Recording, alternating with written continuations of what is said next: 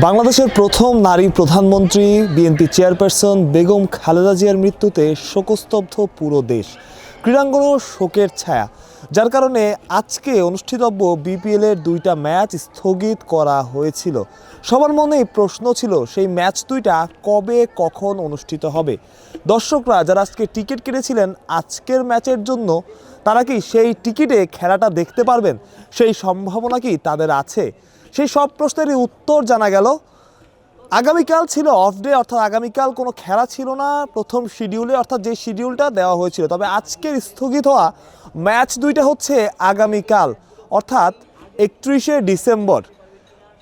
এখন প্রশ্ন, সেই ম্যাচ দুইটা কখন অনুষ্ঠিত হবে? দর্শকরা কি আগের টিকিটই খেলা দেখতে পারবেন? সচরাচর ম্যাচগুলো হয় বা যে শিডিউল আছে শিডিউল অনুযায়ী ম্যাচগুলো অনুষ্ঠিত হয় একটার সময়, শুক্রবার ম্যাচগুলো হয় 2টার সময়, যেহেতু জুম্মার নামাজ থাকে।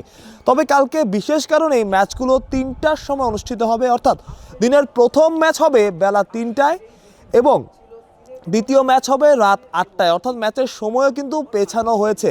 আজকে দলগুলোর সাথে মিটিং করা হয়েছে, দফায় দফায় মিটিং হয়েছে এবং সেই মিটিংয়ের পরই আসলে এই সিদ্ধান্ত নেওয়া হয়েছে যে দুইটা ম্যাচ আগামীকাল অফ ডেতে অনুষ্ঠিত হবে এবং পরপর 3 দিন খেলা চলবে বিপিএলের। নর্মালি যেটা হয় পরপর 2 দিনে খেলা থাকে, তবে এবার পরপর 3 দিন 3টা ম্যাচ থাকবে।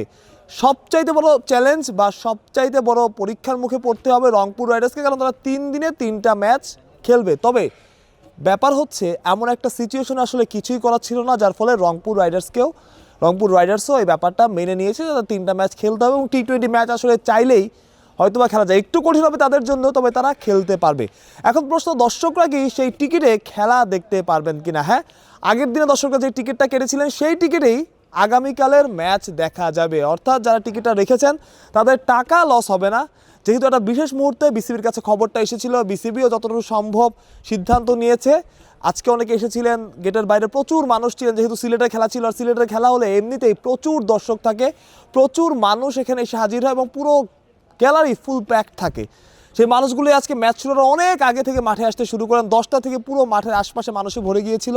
তবে যখন তারা জানতে পারেন স্টিল তাদের মন খারাপ হয়েছে, কিন্তু পরবর্তীতে তারা আসলে বুঝতে পেরেছেন যে একটা বিশেষ কারণ, বিশেষ ওকেশন, আজকে এমন দিনে আসলে খেলা চালানোর মানে হয় না এবং বিসিবি আসলে খেলাটা চালাতেও পারে নাই।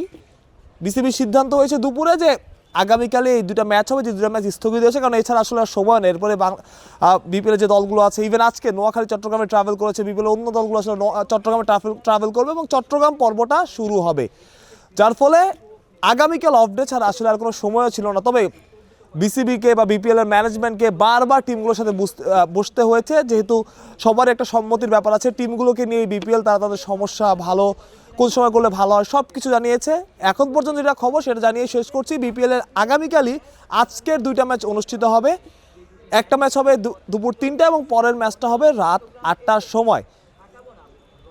এবং আমি আজকে প্লেয়ারদের দেখেছিলাম, কয়েকজন প্লেয়ার এসেছিলেন জিম করতে, তাদের সবারই আসলে মন খারাপ, পুরো দেশের মতোই সবারই মন খারাপ হওয়াটাই স্বাভাবিক, একটা শোকের মধ্যে দিয়ে যাচ্ছে সবাই। তারপরেও পেশাদার, কালকে তাদের মাঠে নামতে হবে এবং দর্শকরা যারা আছেন তারাও আসলে খেলা দেখতে আসতে পারবে, যারা আগের দিনে ওই টিকিটটা কেটেছিলেন।